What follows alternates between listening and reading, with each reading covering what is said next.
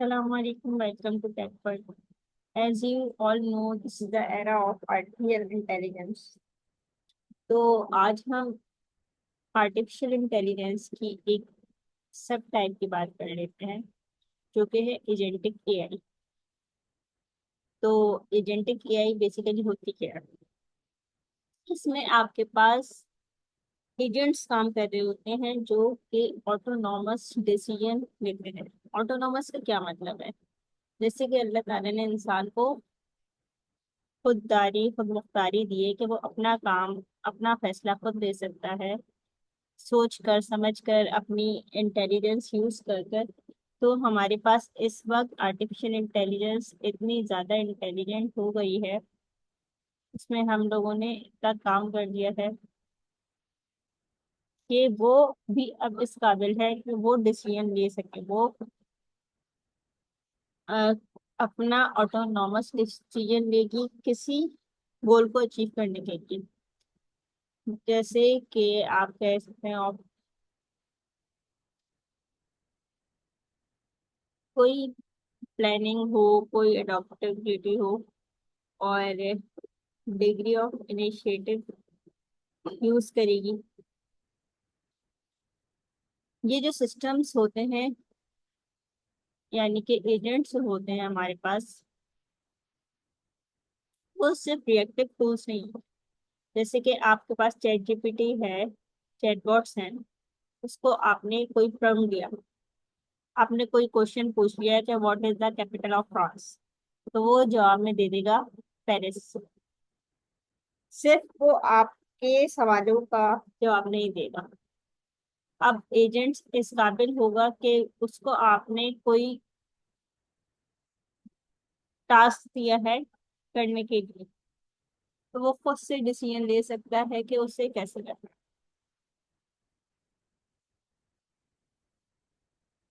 वो परसीव कर सकते हैं, डिसाइड कर सकते हैं according to dynamic environment. Dynamic environment का मतलब ये है जहाँ आपके पास चेंज आ रहा होता है एनवायरनमेंट के हिसाब से। जैसे कि आप नॉर्मल लाइफ में देखिए,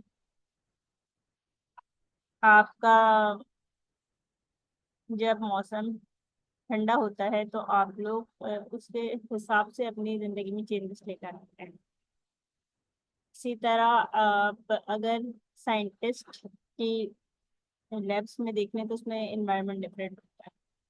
हर जगह एनवायरनमेंट डिफरेंट होता है। इसी तरह एजेंट्स ये देखते हैं कि उस वक्त एनवायरनमेंट के पर्सपेक्टिव से सराउंडिंग में क्या डिसीजन लेना है, फिर वो उसके अकॉर्डिंग काम करते हैं।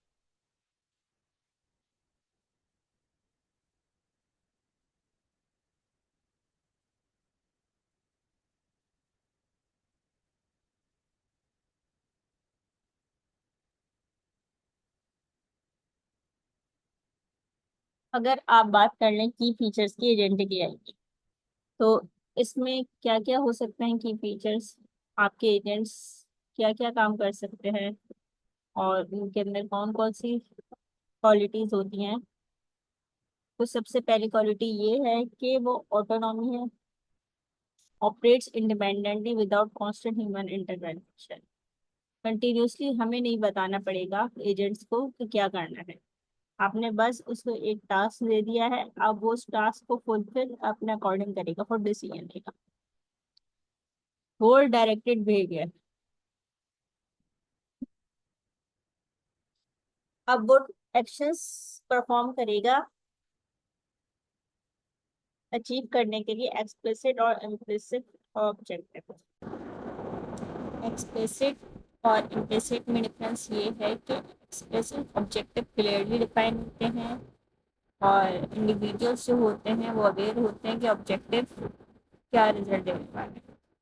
और इसमें ये भी हमें पता होता है कि एक्शन जो हमारे लिए जा रहे हैं वो डायरेक्टली लिए जाते हैं अचीव करने के लिए एक्सप्लिसिट ऑब्जेक्टिव को, जबकि इम्प्लिसिट ऑब्जेक्टिव जो होते हैं ना, वो उसमें क्लियर नहीं होता, वो वैग्यू होते हैं, अनस्टेटेड होते हैं, कि हम नहीं क्लियरली डिफाइन कर सकते कि करना क्या है। और ये फुली अवेयर नहीं होते हैं ड्राइव करने के लिए अकॉर्डिंग टू देयर बिहेवियर।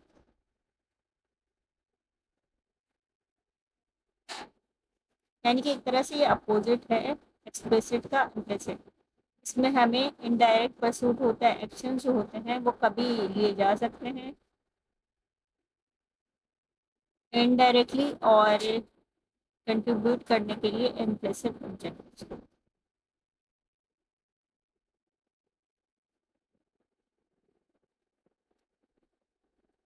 तो ये दोनों चीज़ें हमारे पास होती हैं करने के लिए जब हमारे पास बोथ डायरेक्टिव बिहेवियर होता है एजेंट्स। प्लानिंग एंड रीजनिंग, और इसमें ये होता है कि वो प्लान भी कर सकता है, रीजनिंग भी कर सकता है।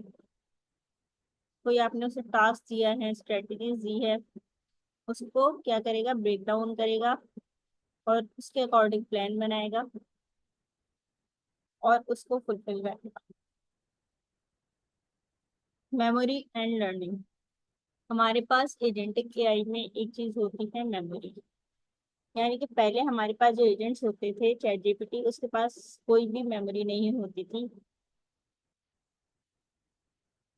वो सिर्फ एलएलएम होता था, लार्ज लैंग्वेज मॉडल, जो आपकी हिस्ट्री अपने पास नहीं रखता था कि आपने उससे पहले क्या बताया था।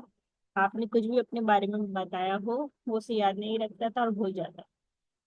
मगर अब हमारे पास एजेंट्स के पास मेमोरी होती है, जो कि अब आपका नाम भी याद रख सकता है अगर आपने उसे कोई भी इंफॉर्मेशन अपने बारे में बताई है, हिस्ट्री में मौजूद है। इवन कि कोई आपने चैट में कोई बात की है तो वो उसमें से इम्पोर्टेंट चीजें अपने पास रखेगा और उसको बता देगा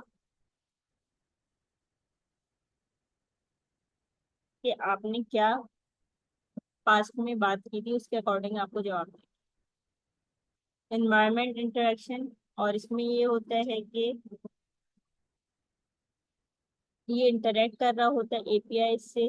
जैसे आपके पास ओपन एआई होती है, ये जेमिनी की एपीआई होती है, या वेदर की एपीआई होती है, या कोई भी आपके पास रैंडम एपीआई है, या कोई टूल है कि आपको कैलेंडर सेट करना है, अलार्म लगाना है, कुछ भी करना है, वो उसके अकॉर्डिंग आपको परफॉर्म करके देगा। ये रोबोट्स भी हो सकते हैं, यानी कि फिजिकल एजेंट्स भी हो सकते हैं, और सॉफ्टवेयर के भी हमारे पास एजेंट्स होते हैं जो आपके पास डिसीजन लेंगे। आपके सॉफ्टवेयर आपके हिसाब से जो आपने टास्क दिया है उसे फुलफिल करेंगे।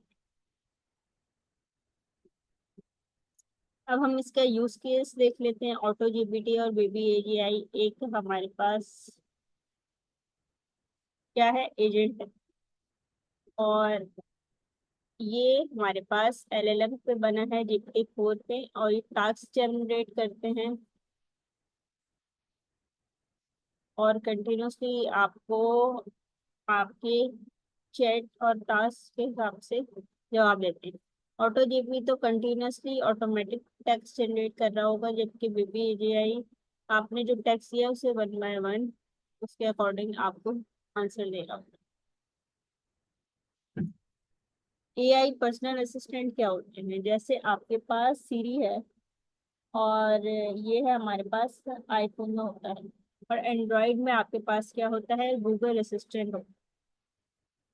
तो ये असिस्टेंट आपके आपके लिए क्या मैनेज कर सकते हैं, कैलेंडर्स को मैनेज कर सकते हैं। अगर आप कोई ट्रैवल बुक करना चाह रहे हैं वो आपको बुक करके दे सकते हैं, क्योंकि इनको आपने अपने मोबाइल में एक्सेस दी भी होती है अपनी एप्लीकेशंस की। उसको ये यूज करते हुए आपकी चीजें सेट कर सकते हैं, आपकी कॉल भी लगा सकते हैं। जैसे आपने कभी सीरी या गूगल असिस्टेंट को बोला होगा मेक अ कॉल, तो वो आपका क्या, जो फोन का एप्लीकेशन है, कॉल की एप्लीकेशन है, उस पर जाके कॉन्टेक्ट उठाएगा और कॉल कर देगा। और इसी तरह कैलेंडर सेट करना है तो आप उसे बोलेंगे इस डेट पे ये हम हमारी इवेंट है, हमें यहाँ जाना है, तो कैलेंडर सेट कर देगा। अलार्म लगाना है, अलार्म सेट कर देगा।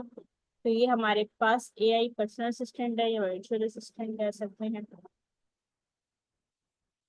ऑटोनोमस रोबोट्स भी हमारे पास इसका यूज केस है, जिसमें ड्रोन हो जाते हैं, यानी कि कैमरा। आपके पास जो कैमरे हैं वो आपके पास सेटिंग करके देंगे, और ऑटोमेटिक उसमें जो चीज़ें वीडियोस और ऑडियोज की से रिलेटेड इफेक्ट्स वगैरह डालने हैं वो आपके पास वो टास्क परफॉर्म करेंगे ऑटोनॉमसली। और इसी तरह आपके पास हाउस होल्ड रोबोट्स हैं। हाउस होल्ड रोबोट्स कौन से वाले हैं?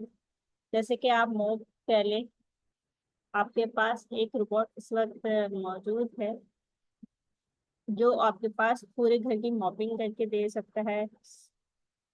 और इसी तरह आपके पास विंडो क्लीनिंग के भी रोबोट्स होते हैं जो आपकी विंडो क्लीन कर देंगे।